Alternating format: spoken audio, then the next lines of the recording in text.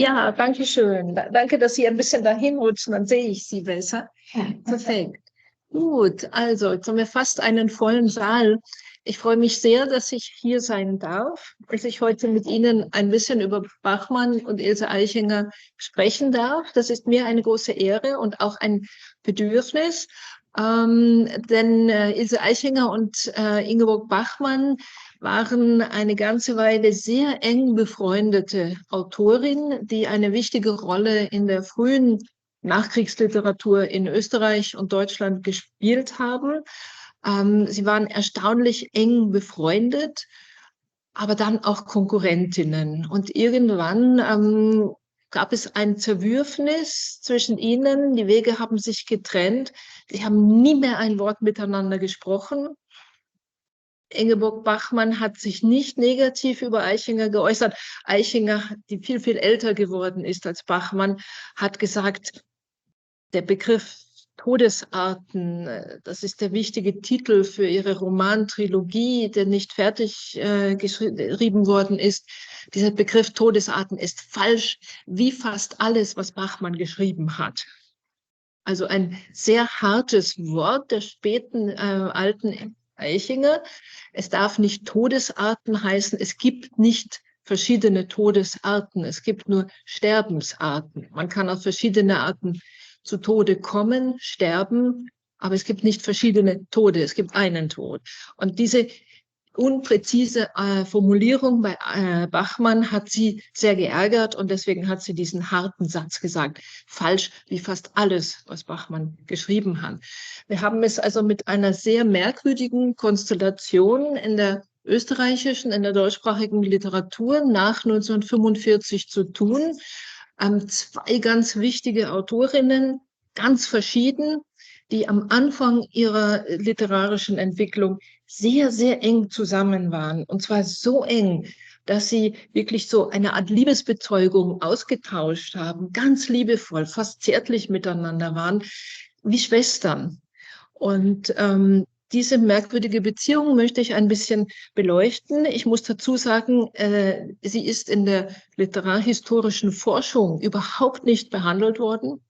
Das ist eine völlige Tabula rasa, ein weißer Fleck in der Literaturgeschichte. Niemand hat dorthin geschaut, obwohl man es wusste, dass sie einander nah sind. Und es ist sehr interessant, warum man sich damit nicht beschäftigt hat. Ingeborg Bachmann, wissen Sie, ist 1926 geboren, hat ihr Debüt nach dem Ende des Zweiten Weltkriegs. Sie kommt als Studentin aus Klagenfurt über Graz und Innsbruck nach Wien, setzt 1948 ihr Studium der Philosophie in Wien fort, beendet dieses Studium auch mit einer Doktorarbeit 1950, mit einer Doktorarbeit über die kritische Aufnahme der Existenzialphilosophie Martin Heideggers. Und hat damit einen ganz anderen Status als viele ihrer Zeitgenossen, die nicht studieren konnten und die nicht so ein Philosophiestudium mit einem Doktorat abgeschlossen haben. Das war etwas sehr, sehr Besonderes. Bachmann war eine sehr hübsche Frau und sie war das Fräulein Doktor. Sie ist auch sehr stark medial vermarktet worden, darüber, dass es eine sehr schöne, von Männern für sehr attraktiv gehaltene, sehr geliebte und dann auch eine sehr intelligente Frau war, die sagen konnte, ich habe einen Doktor in Philosophie. Das hat um 1950 viele Männer auch abgeschreckt. Sie hatte da eine ganz bestimmte Position. Sie kam aus Klagenfurt, aus einer österreichischen Familie, katholische Familie, Vater war Lehrer und sie hat immer verschwiegen. Eigentlich fast bis zu ihrem Tod. Aus ihren Texten kann man es aber sehen, dass ihr Vater eigentlich auf der Seite der Nationalsozialisten stand. Und sie hat gelitten unter diesem Elternhaus, unter dem Aufwachsen, unter dem Faschismus. Sie hat ein eigenes Narrativ gebildet, dass sie sagt, in dem Moment, als die Faschisten in Klagenfurt einmarschiert sind, ist ihre Kindheit zerbrochen, ist ihre Kindheit zu Ende gewesen. Das war für sie ein Trauma, mit dem sie nicht fertig geworden ist. Dieses Trauma betrifft aber auch ihre eigene Familie, ihren eigenen Vater. Sie hat das sehr, sehr lange verschwiegen und sie hat versucht, sich mit dieser Geschichte auseinanderzusetzen.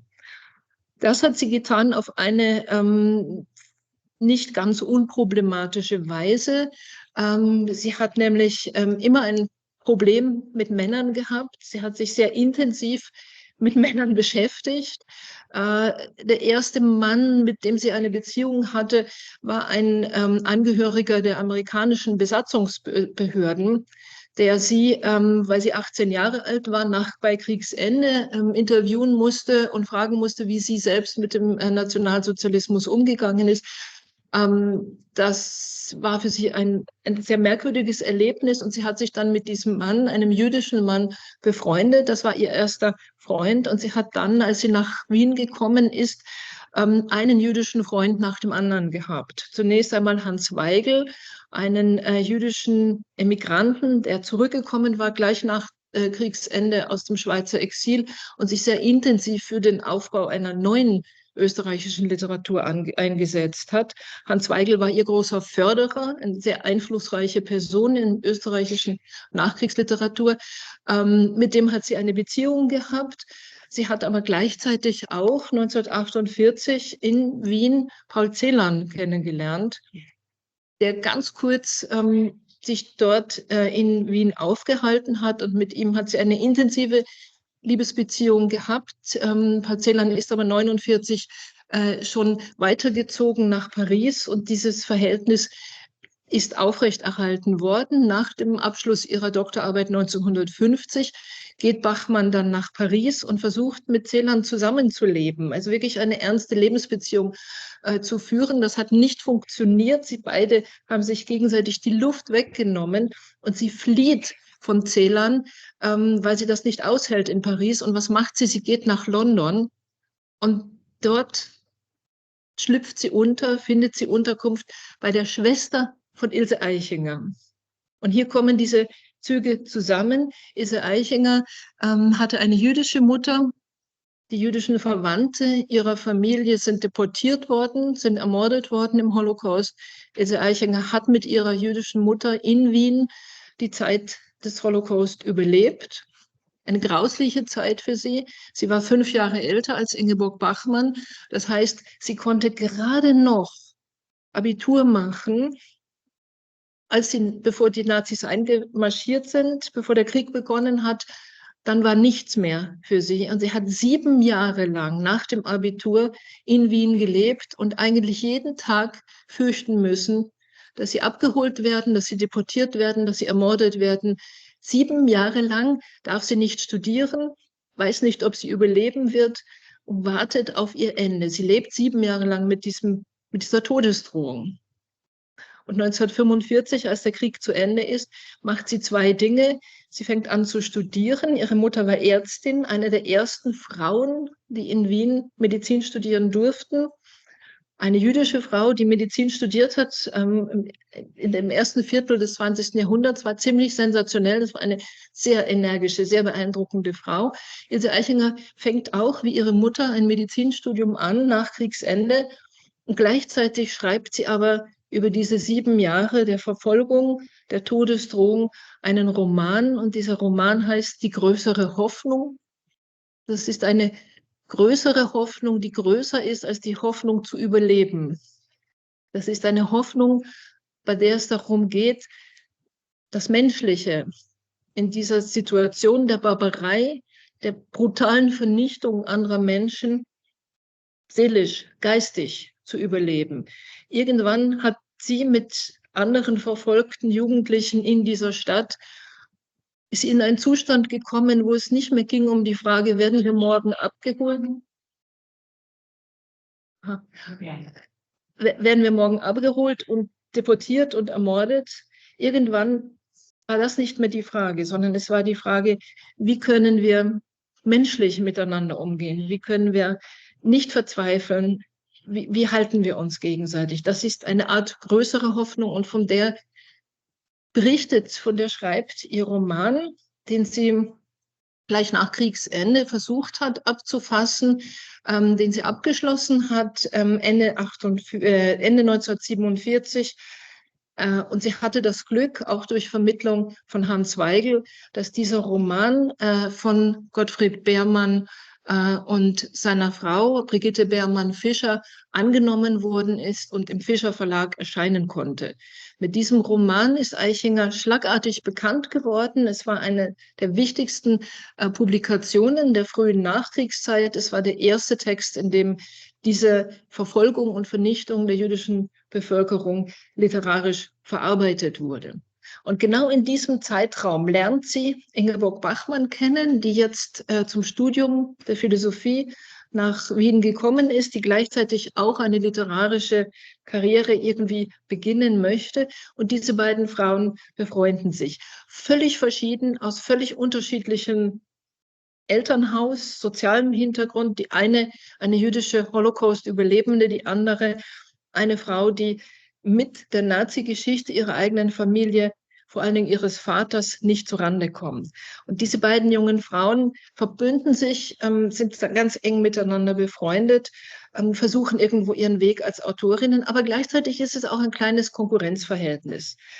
Bachmann versucht auch einen Roman zu schreiben und versucht diesen auch im Fischer Verlag unterzubringen, und das gelingt nicht. Kein Verlag nimmt ihren Roman an, sie soll den überarbeiten, das will sie nicht tun. Das ist schon so ein bisschen ein schwieriges Verhältnis zwischen den beiden. Dazwischen hat sie aber auch diese verschiedenen Liebesverhältnisse, vor allen Dingen die Beziehung zu Paul Celan. Und vorhin habe ich gesagt, sie flieht von Celan nach London. Ilse Eichinger hat eine Zwillingsschwester, eine identische Zwillingsschwester. Sie waren eineiige Zwillinge, zwei Mädchen. Und als die Nazis gekommen sind und die jüdische Bevölkerung bedroht hat, hat diese Familie die Chance gehabt, ein Kind mit einem Kindertransport nach London zu schicken und zu retten. Die Schwester ist nach London geschickt worden und die Ilse Eichinger ist mit ihrer Mutter in Wien geblieben, weil die Mutter nicht deportiert wurde, solange sie ein Kind noch hat. Der Vater Ilse Eichingers war nicht jüdisch. Der Vater Ilse Eichingers war ein katholischer Lehrer aus Oberösterreich. Und deshalb ist sie, weil sie nicht rein jüdisch war, nach dieser Rassegesetzgebung zunächst mal verschont geworden und ihre Mutter auch. Also sie haben zwei junge Frauen, die identisch sind, gemeinsam aufwachsen und dann unter den Bedingungen der Nazis, unter den Bedingungen des Krieges getrennt werden zum ersten Mal in ihrem Leben. Die eine wird nach London geschickt, um sie zu retten, und die andere muss in Wien bleiben mit der Mutter, um die Mutter zu retten. So sind sie aufgewachsen. Mit Ingeborg Bachmann befreunden sich beide. Als Bachmann aus Paris flieht nach London, sagt die Ilse, du kannst zu meiner Schwester gehen, das ist dieselbe wie ich. Und sie lebt bei ihr ein paar Monate und dort lernt sie Erich Fried kennen, lernt sie Canetti kennen, lernt Adler kennen, also das ganze österreichische Londoner Exil, lebt ein paar Monate hier bei dieser Schwester. Und in den Briefen, die seit 2 Jahren jetzt publiziert sind, schreiben sie immer wieder, du bist der dritte Zwilling. Also es war eine ganz, ganz enge Beziehung zwischen diesen jungen Frauen. Auch die Mutter Ilse Eichingers war mit involviert. Sie haben sie alle sehr eng aufgenommen. Und es war wirklich ein sehr ungewöhnlich enges, freundschaftliches, liebevolles Verhältnis, wo man füreinander auch gesorgt hat, obwohl eigentlich die Geschichte sie voneinander trennt. Und Bachmann hat dann in den 50er Jahren, sie haben beide ihre Karriere begonnen, sind erfolgreich gewesen. Ilse Eichinger zunächst durch den Roman, dann durch eine Reihe von Erzählungen. Und sie sind alle drei, Ilse Eichinger, Ingeborg Bachmann und Paul Celan, 1952 bei der Gruppe 47 eingeladen gewesen, bei einem Treffen der Gruppe 47 in Niendorf an der Ostsee. Ilse Eichinger war schon öfter bei der Gruppe 47 gewesen. Sie kannte diese Gruppe und sie hat die beiden Freunde mitgenommen. Und das ist eine sehr eigenartige Konstellation in diesem Moment, wo diese jungen österreichischen Autoren auftreten. Damals hat Ilse Eichinger den Preis der Gruppe 47 bekommen für einen Text, der heißt Die Spiegelgeschichte. Das ist eine Geschichte, die rückwärts erzählt wird von einer jungen Frau, die schwanger geworden ist, deren Freund gesagt hat, du musst dieses Kind abtreiben, und sie geht zu irgendeiner Frau, die diese Abtreibung macht, und sie stirbt an dieser Abtreibung. Und die Spiegelgeschichte ist jetzt rückwärts erzählt. Sie beginnt in dem Moment, in dem diese junge Frau stirbt. Und in dem Moment wird die ganze Geschichte rückwärts erzählt. Und das ist ein von hinten her erzählen auf den Anfang zurück. Sie muss lernen, sie muss ihren Geliebten, das Kind wird wieder lebendig, das sie empfangen hat, weil sie schwanger ist. Ihr Freund sagt, du sollst zu dieser Frau gehen, und die ganze Geschichte wird rückwärts erzählt bis zu ihrer Geburt. Und in dem Moment, wo sie bei der Geburt angelangt ist in der Erzählung, beugt sich der Vater über sie und sagt, sie ist tot. Also ganz, ganz raffiniert gemacht, eine tolle Erzählung. Diese Geschichte gibt Eichinger dann den Preis der Gruppe 47. Und Bachmann liest ihre Gedichte, Celan liest seine Gedichte. Und sie werden in diesem selben Moment wahrgenommen von einer großen Öffentlichkeit, die sich für die deutschsprachige Literatur interessiert. Also nicht nur in Österreich, sondern weit über Österreich hinaus. Bachmann wird dann ein Jahr später den Preis der Gruppe 47 bekommen für ihre Gedichte. Celan kommt nie mehr zu dieser Gruppe, aber das ist eine andere Geschichte.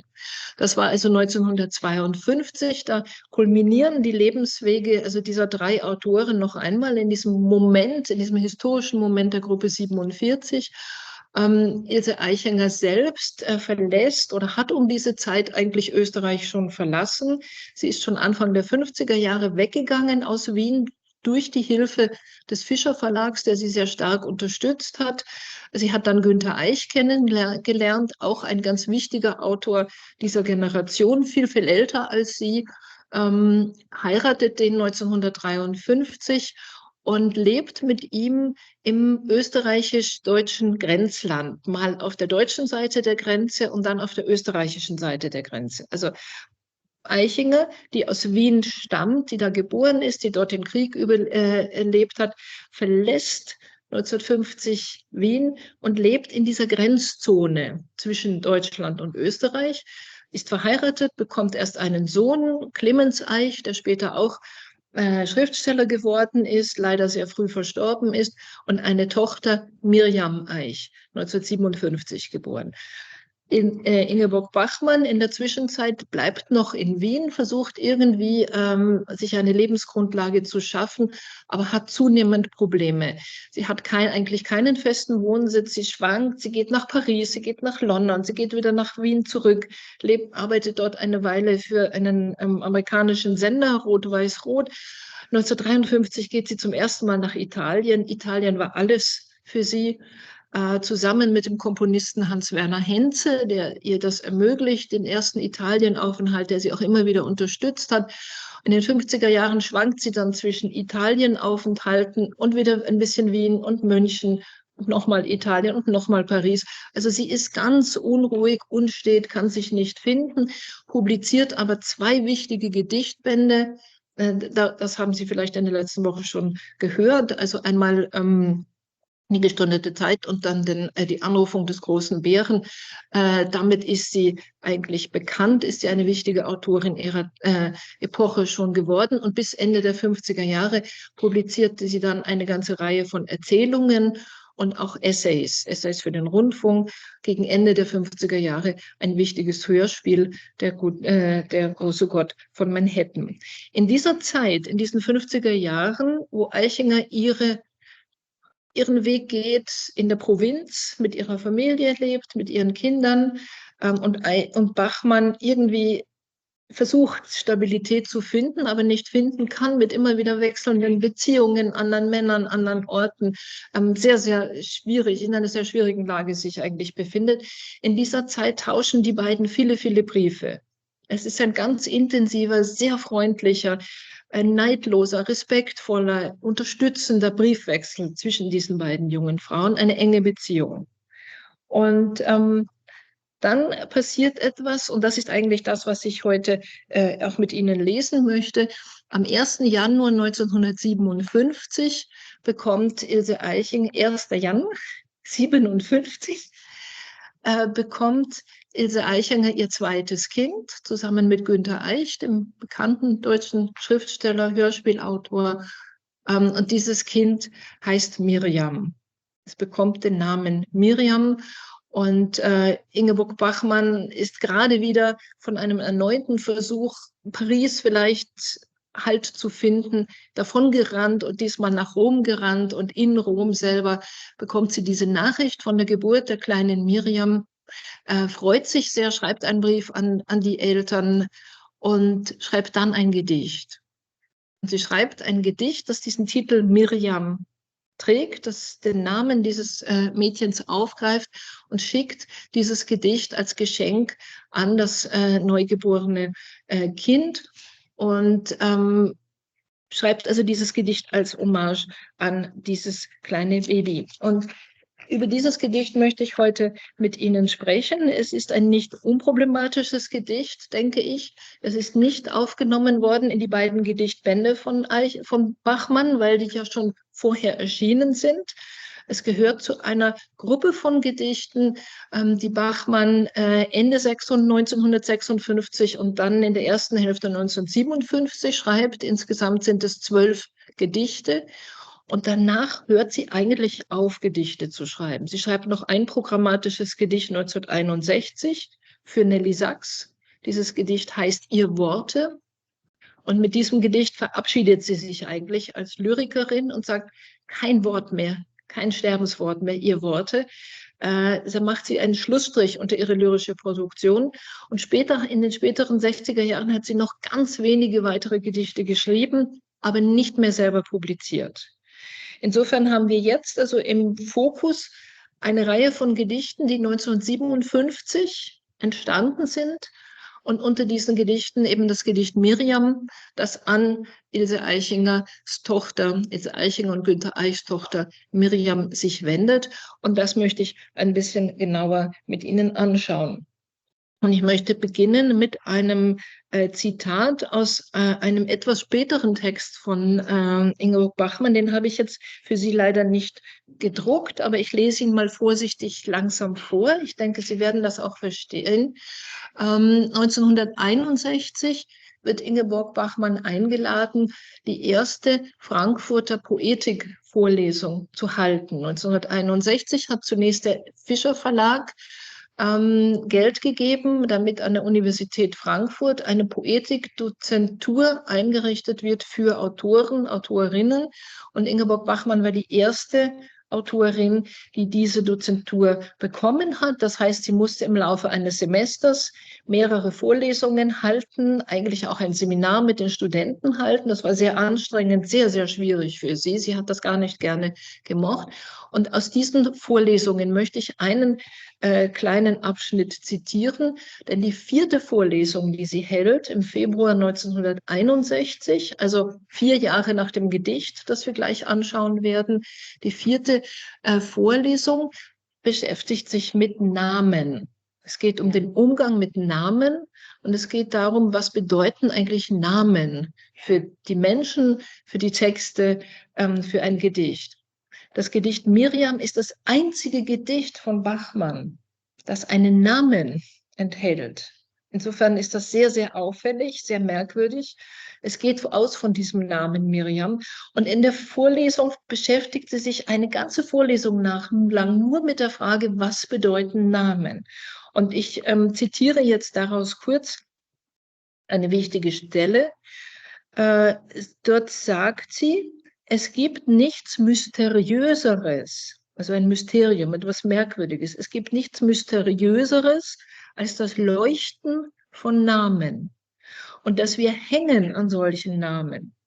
Und nicht einmal die Unkenntnis der Werke, also der literarischen Werke, verhindert das triumphierende Vorhandensein von Lulu und Undine und anderen. Sie geht also davon aus, dass es in der Literatur erdachte Gestalten gibt, fiktive Figuren in der Literaturgeschichte, die haben Namen, so wie Lulu von Frank Wedekind oder Undine aus dem romantischen Märchen. Und diese Namen haben ein Eigenleben. Die sind so stark, so wichtig. Wir stellen uns diese Figuren vor und damit beschäftigt sie sich. Das sei etwas Mysteriöses, sagt sie. Der Umgang mit ihnen in Gesprächen oder in Gedanken ist uns so selbstverständlich, so geheuer, dass wir nicht ein einziges Mal fragen, warum diese Namen in der Welt sind, als wäre jemand mit ihnen besser getauft als wir mit unseren Namen, als hätte da eine Taufe stattgefunden, bei der zwar kein Weihwasser hat herhalten müssen und von der kein Schriftzug in einem Register spricht, als hätte da eine Namensgebung stattgefunden, die endgültiger und von einem Vorzug ist, an dem kein Lebender teilhat. Also es geht darum, dass sie unterscheidet die Namen, die aus der Literatur kommen, die ein Eigenleben entwickeln, und den Namen, den normalen Namen, die wir so bekommen. Und die Namen, die wir bekommen, bekommen wir, und das ist das Eigenartige an dieser Stelle, sagt sie, durch die Taufe. Bachmann hat keine andere Vorstellung von Namensgebung als die Taufe.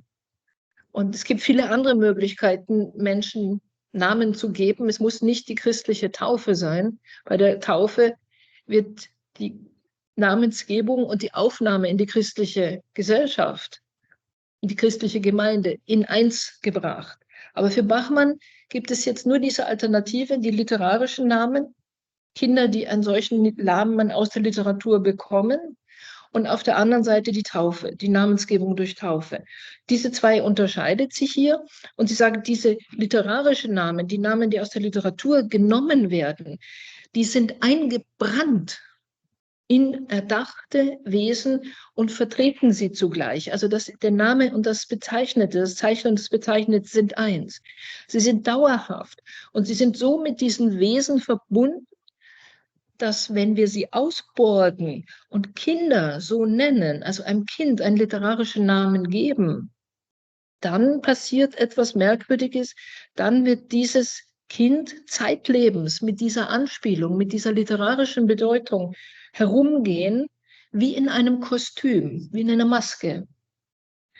Und dann sagt sie, der Name bleibt stärker an die erschaffene Gestalt gebunden als an den Lebenden.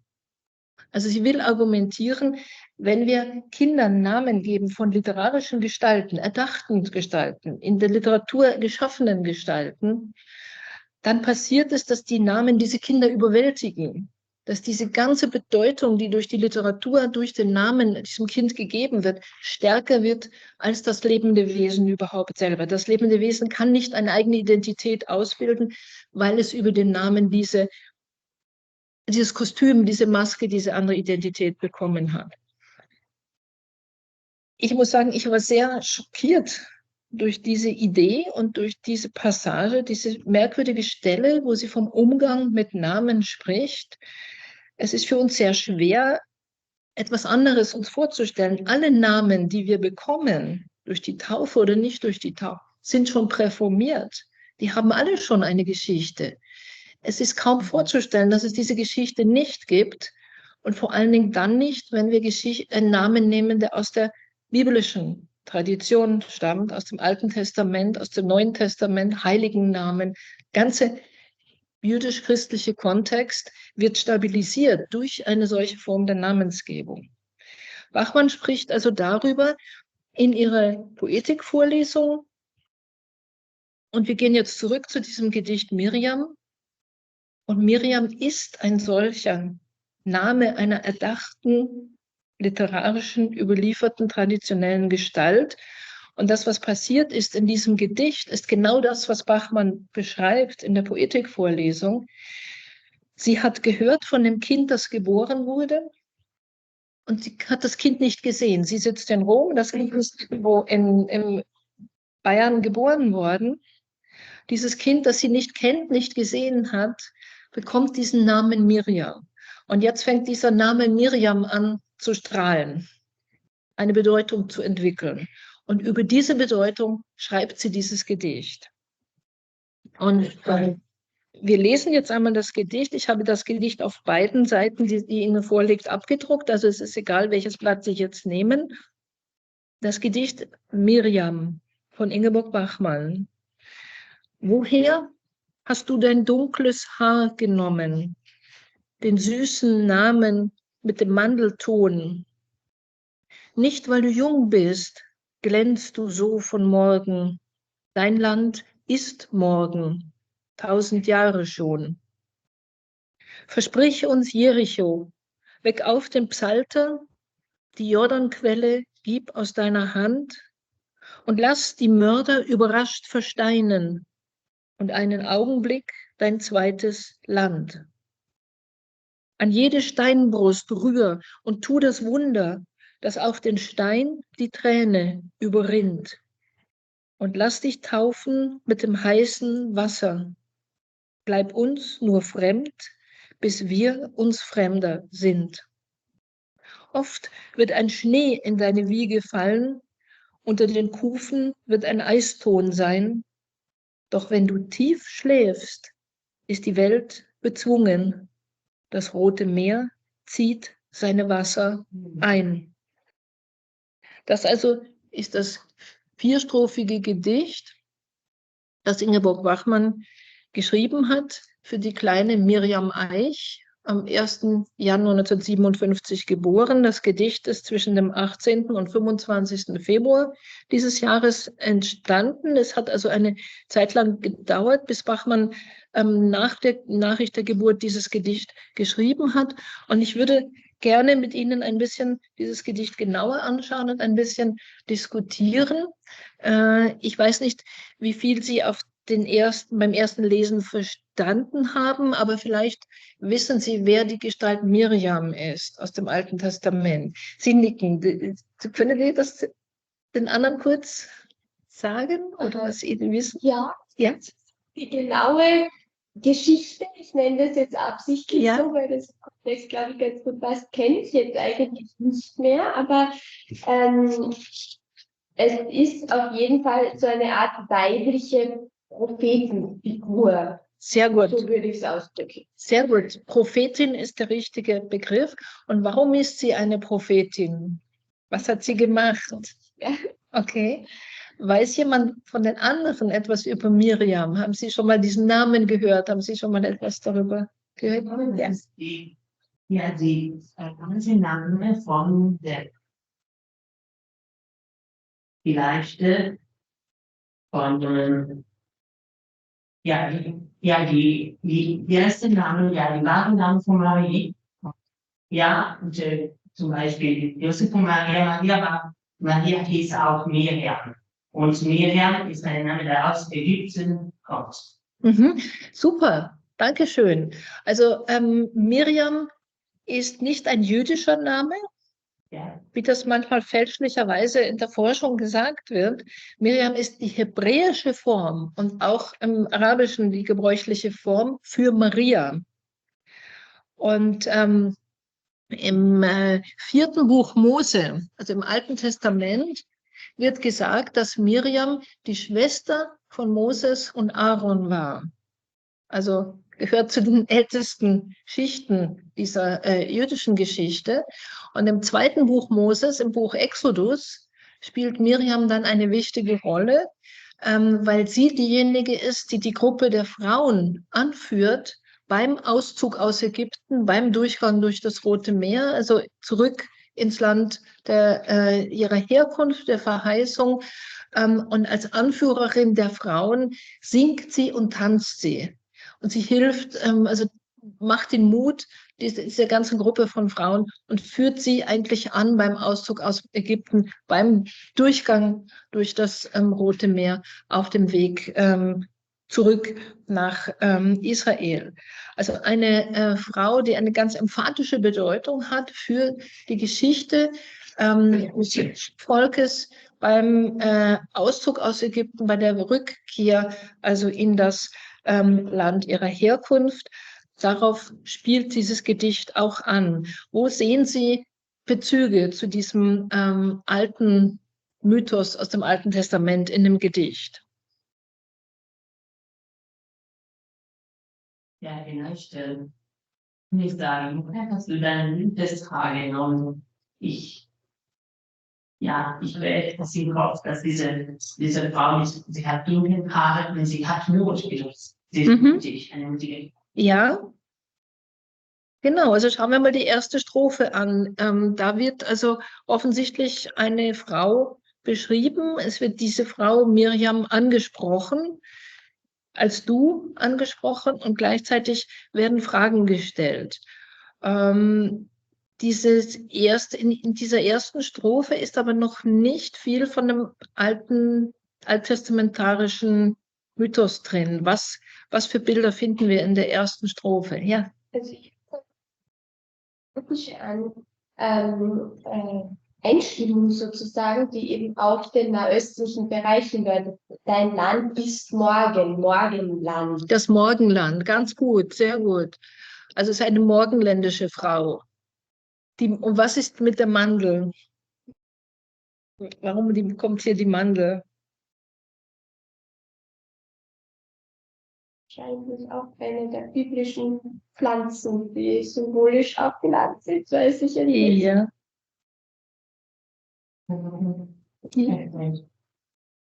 Ja, vielleicht auch wieder diesen süßen Namen, vielleicht mit dem Ton, den süßen Namen, mit dem Ton, vielleicht gehört zur Musik und wir wissen, dass zum Beispiel in dieser Teil der Musik, ja, war sehr wichtig für die jüdische Gemeinschaft.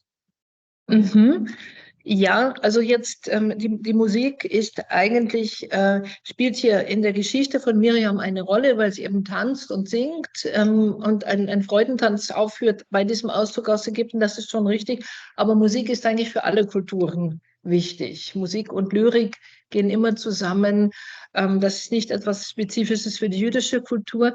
Aber ich glaube, es fällt uns schon auf, das macht man hier in der ersten Strophe, eigentlich ein sehr stereotypes Bild einer Frau aus dem Morgenland, wie Sie gesagt haben, aus dem Orient zeichnet. Diese Frau hat dunkles Haar, natürlich. Es ist nicht die blonde, blauäugige Germanin. Es ist eine Frau mit dunklem Haar, das kommt als allererstes. Ich bin hier sehr vorsichtig. Das ist durchaus aus heutiger Sicht eine Markierung, eine Bezeichnung, wo wir sagen, das riecht schon ein bisschen nach Rassismus. Also wenn man die Menschen so über ihre körperlichen Merkmale beschreibt, müssen wir eigentlich vorsichtig sein, hellhörig sein. Das Erste kommt, das Erste, was sie assoziiert, bei diesem Kind, das angesprochen wird über den Namen Miriam, dunkles Haar und jetzt die Mandel. Und die Mandel ist auch ein Stereotyp zur Beschreibung der Frauen aus dem Osten, die mandelförmigen Augen. Ein körperliches Merkmal, das hier aufgenommen wird. Die mandelförmigen Augen, natürlich auch die Mandel als eine Frucht, die im Süden eher vorkommt, in Österreich eher nicht, im deutschsprachigen Raum eher nicht. In Italien natürlich gibt es Mandeln, aber diese mandelförmigen Augen sind sehr stark Kennzeichen für Frauen aus dem Osten, vom Morgenland bis nach Fernost in Asien. Und es ist ganz eigenartig, was sich hier für ein Bild macht. Woher hast du dein dunkles Haar genommen? Diese Frage kann keine Antwort finden. Wer soll diese Frage beantworten? Worauf zielt diese Frage? Woher hast du das Haar genommen? Sie hat das Haar. Sie hat vielleicht schwarzes Haar, dunkles Haar, vielleicht auch nicht. Aber sie wird charakterisiert dadurch. Und gleichzeitig wird nach der Herkunft gefragt. Woher kommt das? Also ich bin da ein bisschen sozusagen in einer sehr vorsichtigen Position, wenn das Gedicht so anfängt. Was möchte Bachmann hier eigentlich sagen? Worauf will sie hinaus? Und dann spielt sie mit dem Stereotyp der mandeläugigen Schönen, der Frau aus dem Morgenland. Und sie sagt, der süße Name mit dem Mandelton.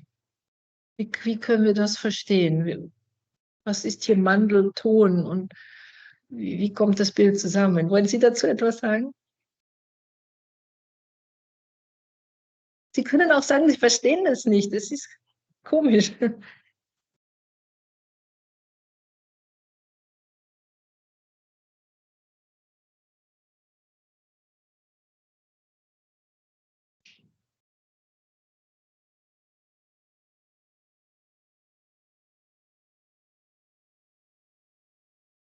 Elena, hast du irgendeine Ahnung, wie du diese Zeile lesen würdest?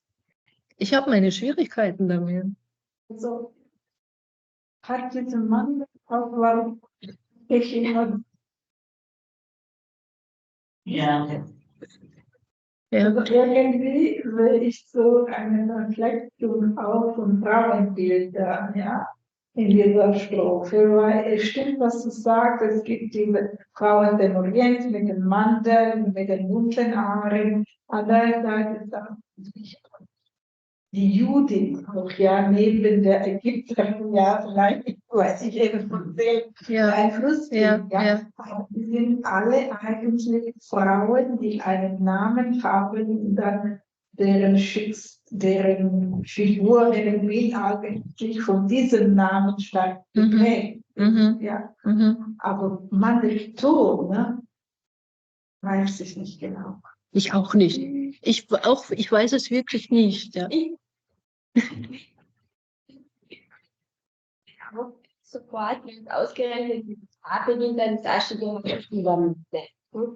Und vielleicht ist es die Position ja auch umgekehrt, dass sie sagen möchte durch den Ton, dass wenn man den Namen ausspricht, denkt man eben an etwas, das nicht zu dem Kind passt, das ja ein bayerisch-österreichisches Kind Ja. ist. Vielleicht ja, unterwandert sie da diese typische Position schon ein bisschen. Mhm. Mhm. Also ich finde es schon sehr psychologisch einfach sehr spannend und was sie dann aber auch poetologisch hier mit dem Gedicht macht. Sie schreibt ein Gedicht für ein Kind. Es ist das Kind ihrer Freundin, die ganz eng, die ihr was bedeutet, mit der sie eng verbunden ist.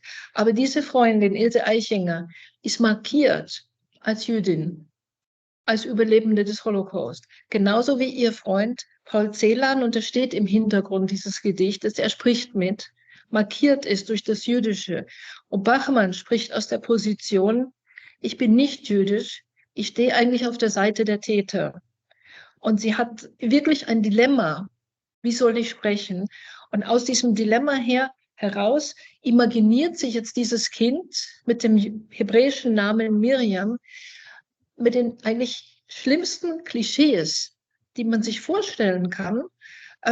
Hier wird eine Frau evoziert, aber auch nicht als Körper, nicht körperlich, sondern über einzelne Körperteile, über Bezeichnungen, die diese Identität irgendwie eine Identität bilden sollen, aber es sind ganz hochgradig jüdisch stereotyp besetzte Bilder, die Bachmann hier aufbringt. Das ist das Erste, was ihr einfällt. Sie versucht, dieses Kind anzusprechen. Du bist jung, du glänzt. Also sie versucht, etwas Positives zu sagen. Aber die Worte, die ihr kommen, die Bilder, die ihr kommen, sind fast rassistische, stereotype Bilder einer jüdischen morgenländischen Person. Das kommt hier hinein.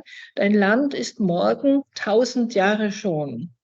Das 1000-jährige Reich spricht hier auf eigenartige Weise mit in diesem Morgenlandbild. Also Ja, so, das Land ist morgen. das Land ist das Morgenland, es ist morgen, ja. Kein Land. Ja. Also es ist ein zukünftiges, einfach ein versprochenes, ein verheißenes Land. Ja, aber gleichzeitig glaube ich, wie die Studentin hier vorne gesagt hat, doch auch dieses Morgenländische, also als Begriff, den wir haben. Ja, also sie spricht sie ganz freundlich, ganz empathisch mit viel Emotion an, aber sie greift nach klassischen Stereotypen, die wirklich über diesen Namen fast zwingend sich einstellen, so wie sie das in der Poetikvorlesung gesagt hat. Und wenn wir jetzt weiterlesen, dann heißt es, versprich uns Jericho. Also es geht um Jericho, die Stadt im Norden Israels, Palästinas, die wieder in Besitz genommen worden ist, die zerstört worden ist. Im Zusammenhang der Landnahme der jüdischen Besiedelung ist diese Stadt Jericho die von anderen erbaut wurde, zerstört worden und eingenommen worden. Weg auf den Psalter. Der Psalter ist eigentlich, gehört nicht in die jüdische Tradition. Es ist eigentlich eine Sammlung von christlichen Liedern. Jetzt wird es hier ein bisschen, verschiebt sich das. Die Jordanquelle gib aus deiner Hand. Der Fluss Jordan entspringt im Norden Israels, aber eigentlich auch in Syrien und im Libanon. Der hat 3 Quellen, aber es ist ganz deutlich die Aufforderung an diese Miriam mit diesen vielen, vielen Imperativen, die jetzt im Mittelteil des Gedichtes kommen, also diesen Exodus, den Auszug aus Ägypten, die Landnahme Israels zu vollziehen. Die Jordanquelle gib aus deiner Hand, jetzt ist sie in dieser Wassermetaphorik drin, und lass die Mörder überrascht versteinen und einen Augenblick dein zweites Land. An jede Steinbrust rühr und tu das Wunder, dass auch den Stein die Träne überrinnt. Also sie bringt jetzt verschiedene Bilder aus verschiedenen Bereichen zusammen. Einmal die Geschichte von Moses, der auf den Stein haut und da springt Wasser raus. Also wieder ein alttestamentarisch-jüdisches, für die jüdische Tradition wichtiges Bild. Aber auf der anderen Seite ein Bild, das heißt, also jemand, der eine versteinerte Brust hat, der soll plötzlich weinen, der soll nicht mehr böse und brutal sein, emotionslos sein, sondern diese steinerne Brust, dieses steinerne Herz soll aufgebrochen werden und es soll auch den Stein die Träne überrinnen. Es soll also dieser Gegner anfangen zu weinen. Die Mörder sollen überrascht versteinen. Also wie das Haupt der Medusa soll diese Figur jetzt die Bösen, die Mörder versteinern, unschädlich machen und auf der anderen Seite diejenigen, die ein versteinertes Herz haben, zu Empathie, zu Emotionen, zu Mitleid bringen, sodass sie hier, der Stein jetzt hier diese Tränen freigibt. Und dann kommt der eigenartige Satz, also für mich sehr eigenartig, und lass dich taufen. Also dieser Figur, die für die jüdische Geschichte eine wichtige Rolle spielt, der wird jetzt gesagt, lass dich taufen. Lass dich taufen mit dem heißen Wasser. Bleib uns nur fremd, bis wir uns fremder sind. Fast ein paradoxer Satz. Lass dich taufen, aber bleib fremd, bleib uns fremd, bis wir uns fremder sind. Dieser Satz ist nicht einfach aufzulösen und einfach zu verstehen, vor allen Dingen deshalb nicht, weil nicht klar ist, wer ist dieses kollektive Wir? Welches Wir spricht hier? Wer ist das? Bleibt uns fremd, bis wir uns fremder sind. Das heißt, es wird eine klare Trennung gemacht zwischen Miriam als Fremder und diesem sprechenden Ich, das sich einem Kollektiv zuordnet, denen diese Miriam fremd erscheint. Bleib uns fremd, aber so lange, bis wir uns selbst fremder sind. Und in der letzten Strophe nimmt Bachmann jetzt etwas auf, was sie gehört hat aus dem Briefwechsel mit Ilse Eichinger, also der Mutter dieses Kindes. Ilse Eichinger schreibt ihr nämlich noch aus der Entbindungsklinik, das ist ja Januar, es ist Schnee, ich sehe Schnee auf dem Dach gegenüber und dieser Schnee plötzlich kommt in das Gedicht hinein. Der Schnee hat mit Miriam und Israel und dem Mythos gar nichts zu tun, da gibt es keinen Schnee in dieser Region. Oft wird ein Schnee an deine Wiege fallen, unter den Kufen wird ein Eiston sein. Also eine Wiege ist ein Bett, das sich so, für die Kinder, das sich so bewegen kann. Und damit die Wiege sich bewegen kann, hat die Wiege nicht Beine wie ein Tisch, sondern Kufen, also ein rundes Holz, dass man diese Wiege hin und her schaukeln kann. Diese Kufen sind aber gleichzeitig der Begriff für den Schlitten, was der Schlitten unten hat, keine Räder, keine Beine, sondern Kufen, damit er leicht im Schnee gleiten kann. Deshalb kann sich hier spielen mit Schnee und Wiege und den Kufen. Also oft wird ein Schnee in deine Wiege fallen, unter den Kufen wird ein Eiston sein. Schnee und Eis gehören zusammen.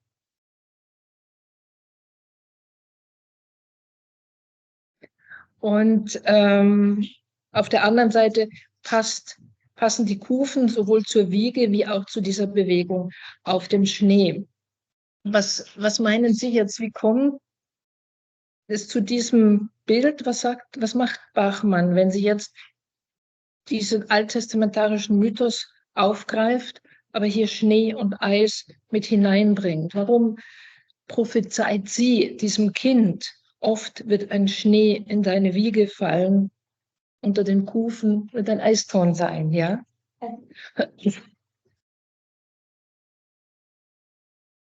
Ton kommt. Genau, ja. Und Eis wäre eigentlich so viele Stereotypen. Also ja.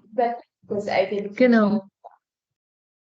Also sie bindet hier diese verschiedenen Bildbereiche zusammen.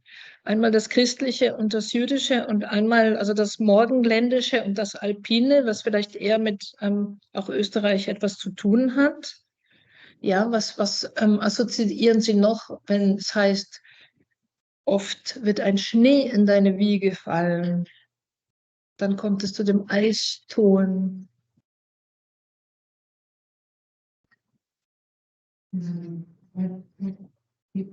Ja, so gut nicht. Ja? Das ist eine Ansicht, dass man vielleicht wie das Rote Meer war und vielleicht von vielleicht wie das Rote Meer war vor 300 Jahren vielleicht. Und das Rote Meer, jetzt können vielleicht Schiffe von der Türkei. Ich denke, von der Türkei bis zur Eritrea, man kann fahren und vor 300 Jahren nicht. Ja, also ich habe das noch nicht so gesehen, dass Sie das jetzt so historisch ganz zurückdenken. Ich hätte jetzt eher das in die Zukunft projiziert gesehen als ein Bild für Gefahr, für Bedrohung, für Erstarrung, für Kälte, für Tod, für etwas, was dieser Hoffnung, der sich mit dem Bild des Auszugs aus Ägypten verbindet, entgegenstellt. Es kann sein, oft wird dieser Schnee fallen oder du wirst diesen Eiston hören. Es wird auch etwas Widriges, etwas Negatives, etwas Problematisches in deinem Leben geben. Dieses Bild von Schnee und Eis als ein Bild für diesen Tod, vielleicht auch für dieses Morden. Aber jetzt kommen diese Schlussverse, doch wenn du tief schläfst, ist die Welt bezwungen. Das Rote Meer zieht seine Wasser ein. Also es wird diesem Kind gesagt, wenn du tief schläfst, wenn du ganz friedlich bist und eigentlich nichts Widriges machst, dann gibt es die Möglichkeit auf diese Rettung, dann geht das Wasser, dann geht die Gefahr zurück. Das Rote Meer zieht seine Wasser ein. Es ist ein, denke ich, sehr, sehr eigenartiges, merkwürdiges, schwieriges Gedicht, bei dem ich den Eindruck habe, Bachmann spricht aus einer gewissen Unsicherheit heraus. Sie ist nicht sicher in den poetischen Bildern. Sie ist nicht sicher in der Art, wie sich hier diese Überlappung der verschiedenen historischen Bildbereiche schafft. Sie möchte etwas sagen, das ein Geschenk ist für dieses kleine neue Lebewesen, was da geboren ist, die Tochter ihrer Freunde. Und auf der anderen Seite sagt sie etwas sehr stark über sich selbst, über die Gefahren, über die Bedrohung, über die Angst, Unsicherheit, in der sie selbst lebt. Ich habe Ihnen jetzt zweimal 2 Seiten gebracht, wo dieses Gedicht in einer Folge von anderen Gedichten steht. Und das möchte ich jetzt noch kurz erläutern. Sie können gar nicht auf einmal alles lesen, aber es ist so ein bisschen auch ein Geschenk, Ihnen diese Gedichte mitzugeben, vielleicht zum späteren Nachlesen. Ja, also zuerst würde ich kurz auf diese Seite eingehen, wo links oben dieses französische Wort Hôtel de la Paix steht. und Miriam ganz am Ende, rechts unten. Diese Gedichte habe ich zusammengestellt. Es sind alles Gedichte aus dem Jahr Ende 1956, erste Hälfte 1957. Und ich habe vorhin erzählt, also Bachmann befindet sich in Rom, als sie dieses Gedicht Miriam schreibt. Und in Rom hat sie verschiedene Kontakte mit verschiedenen Dichtern, mit dem Komponisten Hinze, mit einer ganzen Gruppe von vor allen Dingen italienischen Autoren, intellektuellen Schriftstellern. Und vor allen Dingen in dieser Zeit, Ende der 50er Jahre, hat sie Kontakte mit der Prinzessin Caetani, die eine ganz, ganz wichtige Literaturzeitschrift dieser Epoche finanziert hat. Und das sind die Botteghe Oscure. Und in dieser Literaturzeitschrift veröffentlicht Bachmann eigene Texte. Sie kann aber auch der Prinzessin Gaetani immer wieder sagen, diese deutschen Dichter oder jene englischen oder französischen sind auch wichtig. Und sie berät diese Herausgeberin der Zeitschrift bei der Auswahl der Texte. Die Gedichte, die ich auf dieser ersten Seite zusammengestellt habe, sind die Gedichte von Bachmann, die im Frühjahr 1957 in der Zeitschrift Botteghe Oscure erscheinen. Und interessanterweise ist in dieser Folge von 5 Gedichten Miriam das letzte Gedicht. Ich würde also vorschlagen, das ist so ein bisschen auch ein methodischer Hinweis, Gedichte nicht isoliert zu lesen, sondern ich bin immer sehr für ein kontextualisierendes Lesen. Ein Lesen von Texten in Kontexten, vor allen Dingen, wenn Autoren selber solche Kontexte schaffen. Und hier baut Bachmann eine eigene Argumentation durch diese Abfolge der 5 Gedichte, an deren Schlussstelle Miriam steht, dieses Gedicht. Und wenn wir diese Gedichte zusammenlesen, können wir erkennen, dass hier ein großes Gewicht auf diesem Gedicht Miriam liegt und dass es viel, viel mehr ist als ein Geschenk für die Freundin, ein Geschenk für dieses neue Kind, junge Kind, das geboren ist.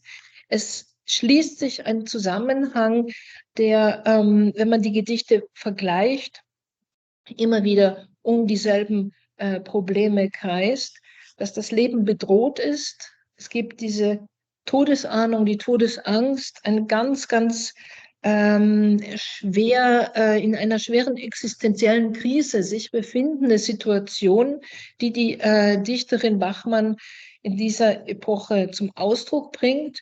In dem ersten Gedicht, das den Namen des Hotels trägt, in dem sie im Dezember 1956 in Paris war, finden Sie den Satz, der Riegel hat sich vor den Tod geschoben. Also wie ein Riegel, der sich vor die Tür schiebt. Es schließt die Tür und man kommt nicht mehr heraus. Es ist alles aus, es gibt keinen Ausweg mehr. So sagt sie hier, der Riegel hat sich vor den Tod geschoben. In jedem dieser Gedichte ist die Rede vom Tod und zusammen mit dem Tod eine poetologisch wichtige Diskussion, nämlich die Frage nach der Sprache. Wo ist meine Sprache? Die Angst vor dem Sprachverlust. Am deutlichsten sehen Sie das in dem Gedicht Exil, wo sie sagt, ein Toter bin ich, der wandelt. Sie bezeichnet sich selbst hier. Bachmann hat sich selbst immer mit dem maskulinen Geschlecht bezeichnet übrigens. Sie spricht von sich selbst als der Schriftsteller. Sie sagt hier, ein Toter bin ich, der wandelt.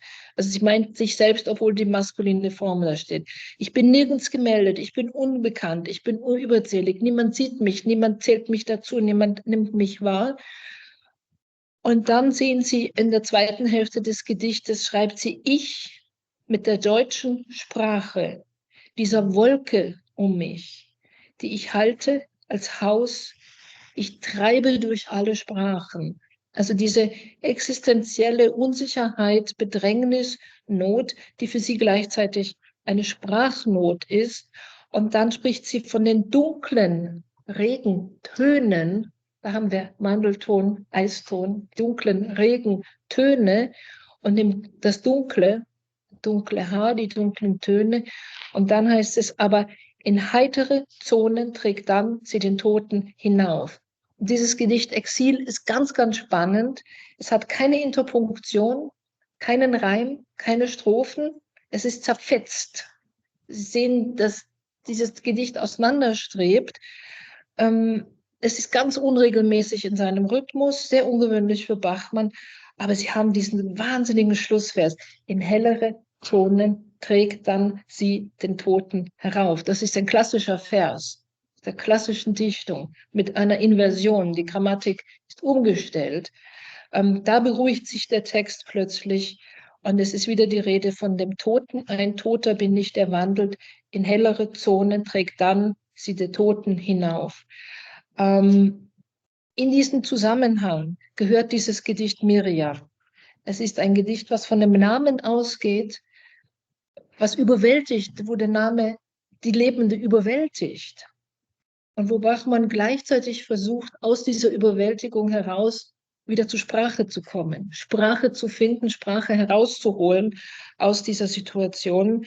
In dem Gedicht Miriam selbst kann sie das noch nicht, aber wenn wir es in diesem Kontext dieser 5 Gedichte lesen, die es da in die Bottega Oscura gegeben hat, erkennen wir, wie sie dieses existenzielle Problem, das historische Problem, diese unglaubliche Gegenüberstellung zwischen den jüdischen Überlebenden und den Tätern der deutschen Sprache, die mit dieser deutschen Sprache weiterleben müssen, auf ähnliche Weise als Problem sieht und zu artikulieren versucht, wie das Paul Celan gemacht hat, der in der Sprache der Mörder seiner Mutter schreiben musste. Und Bachmann hat ein ähnliches Problem hier. Sie arbeitet sich an dieser Tradition ab. Sie versucht, hier dieses Gewicht zwischen den Toten, die mitsprechen in dieser Sprache, und den Lebenden einer Möglichkeit, dass das Wasser zurückgeht, dass die Gefahr gebannt wird, dass Schnee und Eis weichen, durch das Sprechen ihrer Gedichte zum Ausdruck zu bringen. Also was wirklich spannend ist, ist diese 5 Gedichte, die sehr in einer sehr, sehr großen zeitlichen Nähe entstanden sind, die ganz verschieden sind, zusammenzulesen in dieser Konstellation, die Bachmann selbst geschaffen hat, und auch zu sehen, also wie diese Problematik des Namens, der die Lebenden überwältigt, von ihr im Gedicht tatsächlich erlebt wird, ausgestaltet wird, vielleicht noch nicht bewältigt wird, aber zur Sprache kommt. Und jetzt wollte ich noch auf der anderen Seite, auf der zweiten Seite, Ihnen ein paar Gedichte vorstellen. Diese Zusammenstellung stammt nicht von Ingeborg Bachmann, die Gedichte habe ich zusammengestellt, aber es ist auch eine Art von Konstellation und eine Möglichkeit, kontextualisierend zu lesen. Ganz links sehen Sie ein Schlaflied für Miriam. Und das ist ein berühmtes Gedicht aus der österreichischen Literaturgeschichte.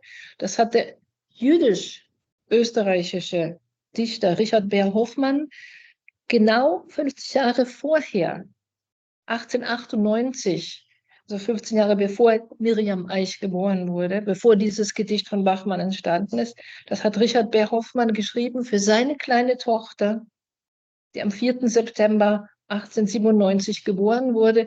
Und er schreibt für sie dieses Schlaflied für Miriam. Sie hieß wirklich Miriam. Er schreibt dieses wunderschöne Schlaflied. Aber wenn man dieses Gedicht liest vor dem Hintergrund dessen, was dann das 20. Jahrhundert für die jüdische Bevölkerung Österreichs gebracht hat, sieht man es fast als prophetisches Gedicht an. Das Motiv dieses schlafenden Kindes nimmt Bachmann wieder auf. Es kommt wieder in ihrem Gedicht, wenn sie am Schluss sagt, wenn du tief schläfst, ist die Welt bezwungen. Also Bachmann schlägt hier einen großen Bogen von der österreichischen Literatur vom Anfang des 1900, Anfang dieses Jahrhunderts bis zu diesem Kind, was nach dem Ende des Zweiten Weltkriegs geboren ist. Dieses Schlaflied für Miriam hat Literaturgeschichte geschrieben. Hugo von Hofmannsthal hat auf dieses Gedicht hin geantwortet mit einem Theaterstück Das Kind und die Spiele. Und Arthur Schnitzler hat selbst auch auf dieses Gedicht von Beer Hoffmann geantwortet, das teilweise umgeschrieben. Noch einmal diese Aussage von Beer Hoffmann unterstrichen. Also Bachmann bezieht sich hier auf subtile Weise auf einen ganz wichtigen Moment in der österreichischen Literaturgeschichte, wo sich 3 jüdische, österreichische Autoren auf das neugeborene Kind, auf den Namen Miriam, auf diese Tradition beziehen. Sie macht es aber ganz anders. In der Mittelspalte unten sehen Sie das berühmte Gedicht von Paul Celan, das ich vielleicht auch zum Abschluss noch kurz lese. Dieses Gedicht hat Paul Celan geschrieben, als er Ingeborg Bachmann in Wien kennengelernt hatte, als sie ein Liebesverhältnis zusammen begonnen haben.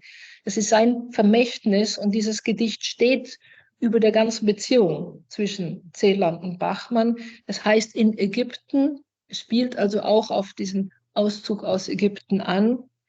Du sollst zum Aug der Fremden sagen, sei das Wasser. Du sollst, die du im Wasser weißt, im Aug der Fremden suchen. Du sollst sie rufen aus dem Wasser, Ruth, Noemi, Miriam. Du sollst sie schmücken, wenn du bei der Fremden liegst. Du sollst sie schmücken mit dem Wolkenhaar der Fremden. Du sollst zu Ruth und Miriam und Noemi sagen, seht, ich schlaf bei ihr. Du sollst die Fremde neben dir am schönsten schmücken. Du sollst sie schmücken mit dem Schmerz um Ruth, um Miriam und Noemi. Du sollst zur Fremden sagen, sieh, ich schlief bei diesen. Ein ganz wichtiger Text, in dem Paul Celan seine Trauer um die verlorenen jüdischen Geliebten zum Ausdruck bringt und gleichzeitig sagt, ich habe jetzt eine Geliebte, die ist nicht jüdisch, aber ich mache mit ihr Liebe, aber in diese Liebe schließe ich das Gedenken an die anderen, an die Verlorenen mit ein. Und in dieser Liebe kann ich auch die Liebe zu den anderen auf eine bestimmte Weise leben. Und wir sehen, wie dieses Gedicht von Ingeborg Bachmann mit dem Gedicht von Celan ganz eng verwoben ist. Der Stein, das Wasser, das Haar, der Name. Das hat mit dem kleinen Kind von Eichinger nichts zu tun. Es ist ein Kontext, den Bachmann hier mit einschiebt. Und es gibt auch noch mehr Anspielungen auf Gedichte Celans, die man hier herausarbeiten könnte.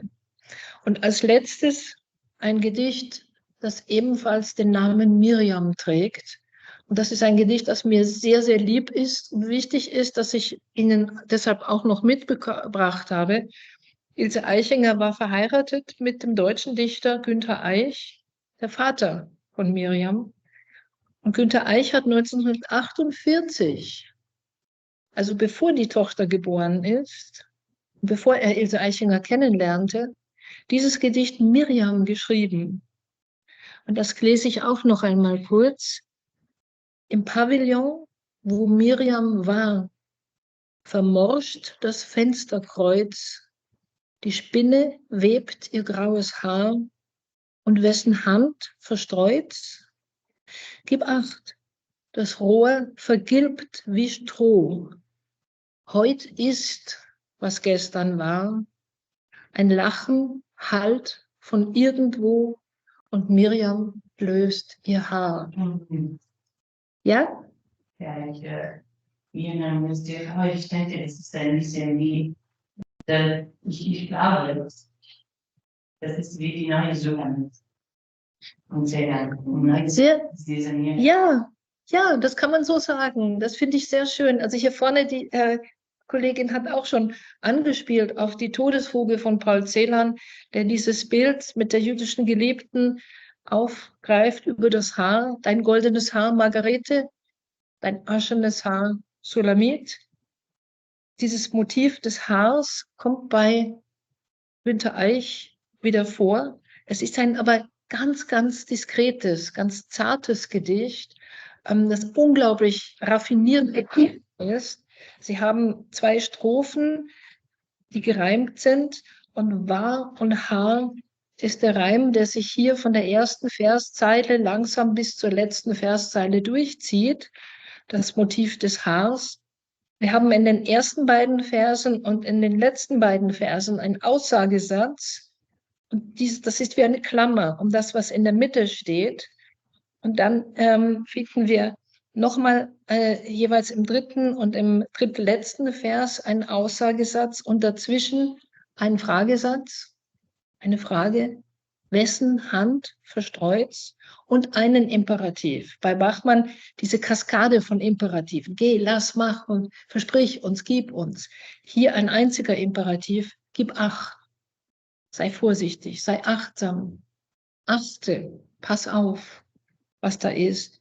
Und das Phänomenale in diesem Gedicht von Eich ist, dass er in dieser Figur Miriam tatsächlich auch, wie Sulamit, die verlorene Geliebte, die verlorene junge Frau darstellt.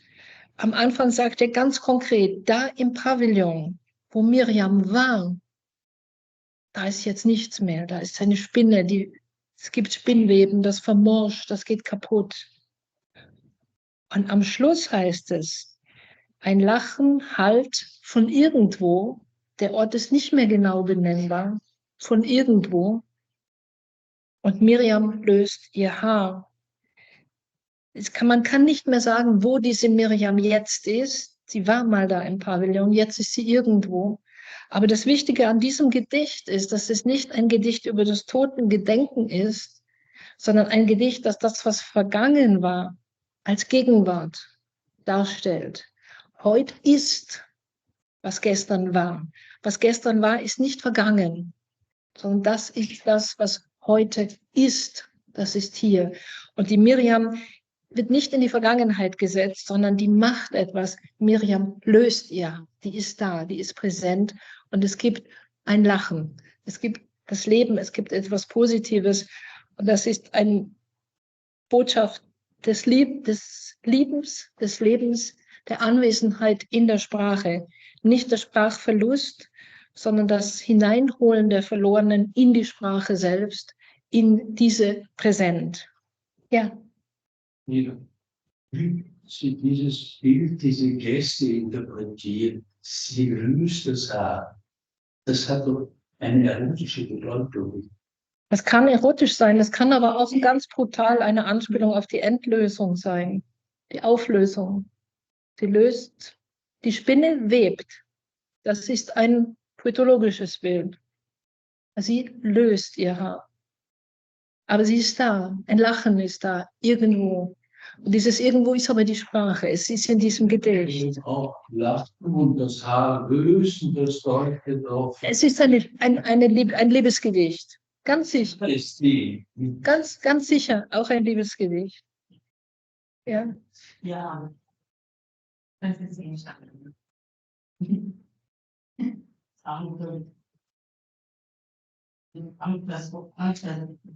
Das funktioniert. Das kann auch eine erotische Bedeutung haben, aber das ist nicht klar gesagt.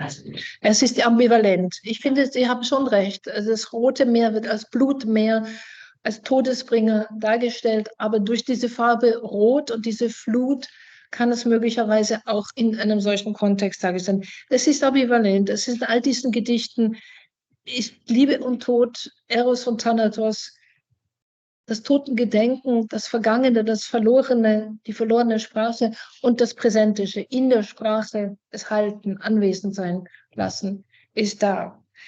Ich habe Ihnen sehr viele Gedichte gegeben. Ich glaube, die brauchen noch ein bisschen mehr Liebe, Zuwendung und Lektüre. Aber es war mir wichtig, diese verschiedenen Konstellationen darzustellen. Einmal ist das Gedicht entstanden aus einer Freundschaft zwischen zwei Autorinnen, die so verschieden sind, und dem Entstehen eines Kindes. Und dieses Geborenwerden, diese Geburt des Kindes, das zur Geburt eines Gedichtes führt, ist, glaube ich, etwas Fantastisches. Und auf der anderen Seite habe ich versucht zu zeigen, dass dieses Gedicht Miriam für Bachmann selber in einer ganz schwierigen Phase ihres Lebens ein ganz wichtiges Bausteinchen ist in dieser Folge der Gedichte in der Bottega Oscura wo sie sich auseinandersetzt mit ihrer Position als deutsch schreibende Dichterin nach dem Holocaust, als Position nicht einer jüdischen deutschsprachigen Autorin, sondern einer, die auf der anderen Seite steht und die daran zerbricht auf eine bestimmte Weise. Und schließlich habe ich versucht, das Gedicht Miriam in den Kontext dieser langen Geschichte von Beer-Hofmann über Günter Eich bis Bachmann zu stellen, um zu sehen, also wie Gedichte kommunizieren, wie Literaturgeschichte eigentlich ein großes Gespräch darstellt, auch zwischen Autoren, über viele Generationen hinweg. Und vielleicht, wir sind jetzt schon zu Ende, du musst auch gehen, vielleicht ganz zum Schluss nur eine Bemerkung. Ich lasse dieses Buch hier. Ihr könnt das in der österreichischen Bibliothek geben oder der Seminarbibliothek, wie auch immer. Das Buch ist aber auch Open Access, also man kann alle Artikel auch runterladen. Aber ich habe hier versucht, eine andere Art von österreichischer Literaturgeschichte zu schreiben, durch diesen Begriff Konstellationen. Und für das Cover habe ich dem Mann, der das gemacht hat, aus dem Internet eine Sternenkarte gegeben, ein Foto von der Sternenkarte. Und er hat das umgedreht, sodass es aussieht wie ein Löschpapier mit Tintenflecken. All das, was hier wie Tintenflecke ist, sind eigentlich Sterne am Himmel. Und die Idee ist, eine Literaturgeschichte zu schreiben, so wie wenn wir an den Himmel schauen und Sterne sehen. Und wir sehen ein Meer von Sternen und dann fangen wir an und wir verbinden irgendwelche Sterne, die wir sehen. Und aus dieser Verbindung können wir etwas erkennen. Aber wir wissen immer, ich von meiner Position aus mache diese Verbindung. Die Sterne erscheinen mir nah, aber vielleicht sind sie im Raum so weit voneinander entfernt. Vielleicht sind sie zeitlich ganz weit voneinander entfernt. Aber ich mit meiner Betrachtung baue diese Konstellationen und die helfen mir, etwas zu erkennen. Und so habe ich also eigentlich ein Modell gemacht für Literaturgeschichte, indem ich von Eichinger ausgehe. Und es gibt hier 44 Beiträge, Eichinger und Musil, Eichinger und Bachmann, Eichinger und. Lauter österreichische Autoren, die in eine Konstellation gebracht werden. Zum Teil gibt es persönliche Beziehungen, Eichinger und Thomas Bernhard. Sie waren befreundet, sie haben etwas gemacht. Aber es gibt auch Beziehungen zwischen Eichinger und Eva Menasse, die jüngste unserer Autorin, die nichts miteinander eigentlich zu tun haben, aber die Texte geschrieben haben, die man in solche Beziehungen setzen kann und miteinander lesen kann. Und das habe ich versucht, ein bisschen auch jetzt in diese Konstellation zu machen, weil ich denke, dass die Texte sich gegenseitig Licht geben, beleuchten und wir sie auf eine bestimmte Weise betrachten können. Aber es ist wichtig, dass wir immer wissen, wir sind diejenigen, die diese Konstellation machen. Für uns ist das ein heuristisches Mittel, um Literatur besser zu erkennen. Es ist nicht eine kausale, zwingende Beziehung. Das muss nicht sein. Bei der anderen Konstellation, wenn Bachmann in den Bottega Oscure 5 Gedichte in eine Ordnung bringt, dann kann man sagen, also hier hat die Autorin etwas gestaltet und die sprechen miteinander und ich kann versuchen, diese Konstellation als einen Kontext zu lesen und mit einzubringen. Ich glaube, das hilft mehr, ein Gedicht noch mehr zu erkennen, als wenn wir nur den einzelnen Text lesen, wenn wir Texte in solche Konstellationen stellen. Ein bisschen viel Text, aber vielleicht auch zum Weiterlesen und weiter nachdenken. Danke Ihnen fürs Zuhören und wünsche Ihnen noch viel Spaß mit Bachmanns Texten in diesem Semester. Danke.